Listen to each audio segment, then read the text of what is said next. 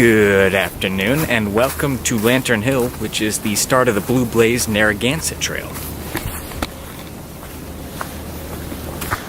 The plan for today is to hike this section and the one just after the transfer station across Wintichog Hill.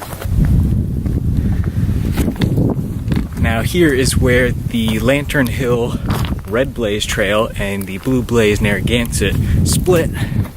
I'm going to be taking the Narragansett up to the ledges.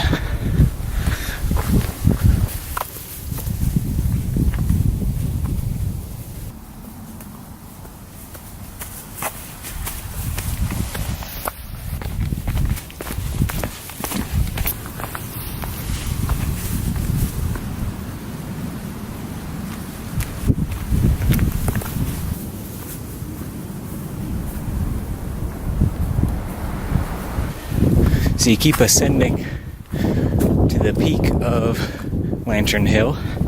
You get views along the whole way.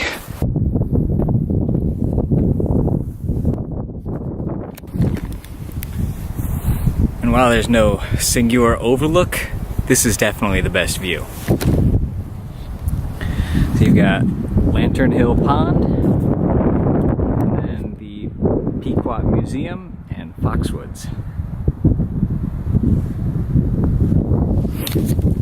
And I was here a couple of weeks ago and sent up the drone to get these shots of Lantern Hill and the ridgeline on a snowy afternoon.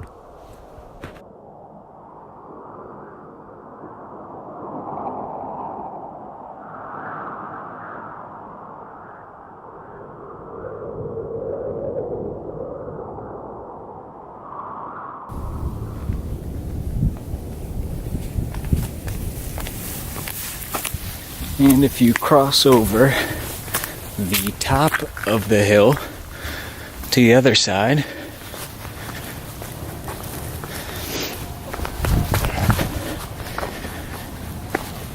you get views heading east.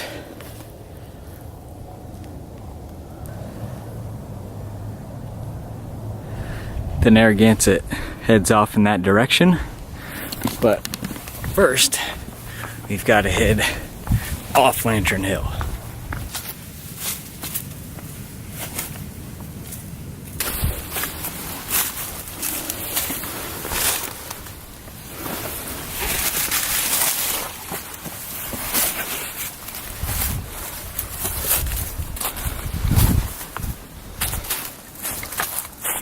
A brief detour off the Narragansett at the backside of Lantern Hill is this view.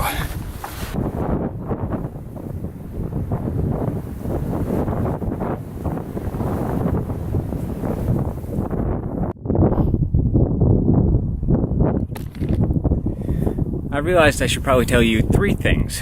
One, why this place is called Lantern Hill, and that's because apparently at a certain time of year, at a certain time of day, from a certain location, somewhere out there, the rock here shines like a light, hence the name Lantern.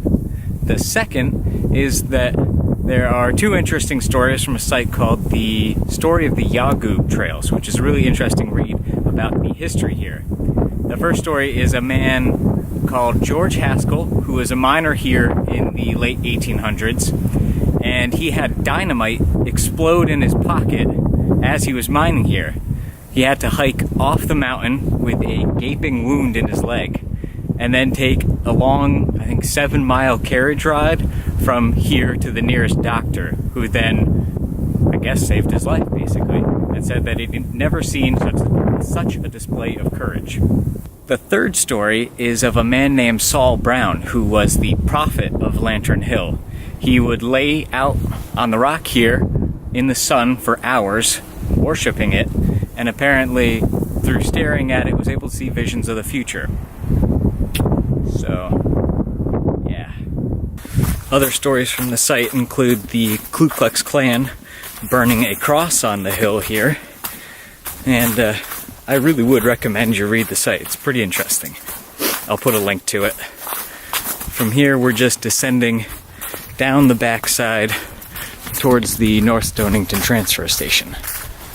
The trail then dumps you into the North Stonington transfer station, and the blue blazes get a little spotty, but all you have to do is walk to your left up the driveway and you'll come back to Wintichog Hill Road.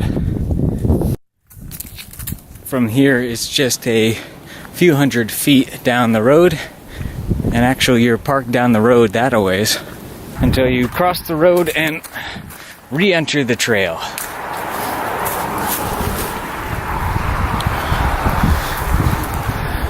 Now, based on that clear cut over there, I'm gonna guess that this is a bit of a reroute, and based on how new the trail looks.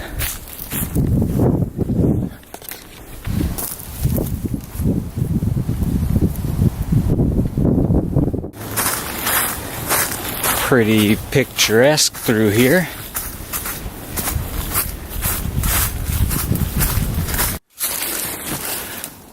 What do you think? Think that matches? I can confirm that that was a reroute because I can see the old blazes just over there. So we're working our way up towards Wintichog. Let's try that again. Wintichog Hill, which should be just at the top of this rise up here. So it looks like we're gonna pass over this stone wall, and got a blue blaze, possibly a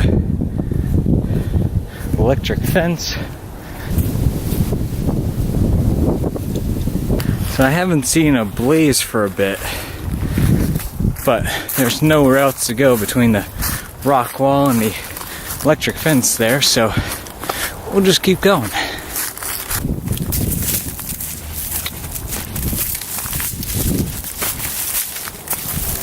So after about a half mile of that thorny stuff, we re-enter the woods and we're back on the Narragansett.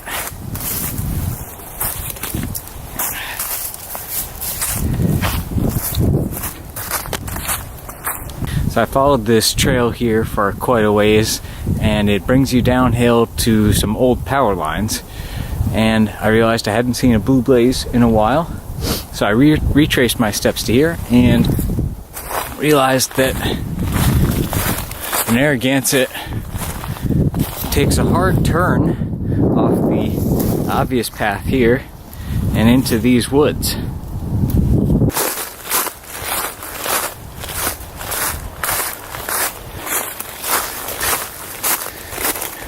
And you've got this fallen tree here, barest hint of a trail on the other side,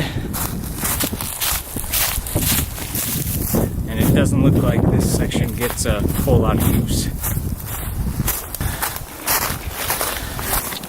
which is a shame because this is actually a pretty nice section of trail if it was just a little bit clearer.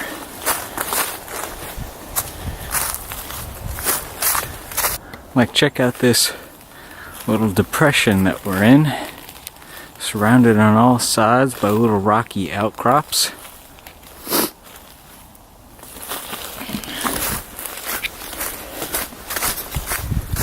I've pretty much been running since that last clip to get to the end here, so I skipped a lot of cool stuff.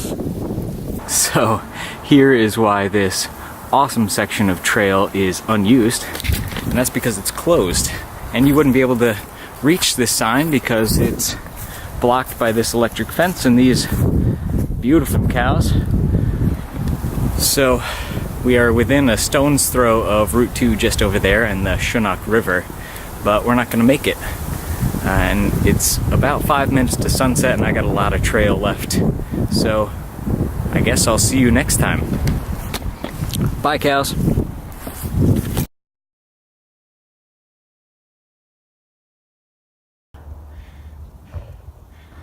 Sometimes you gotta accept that it's gonna be dark by the time you get back to your car, stop, and enjoy the sunset.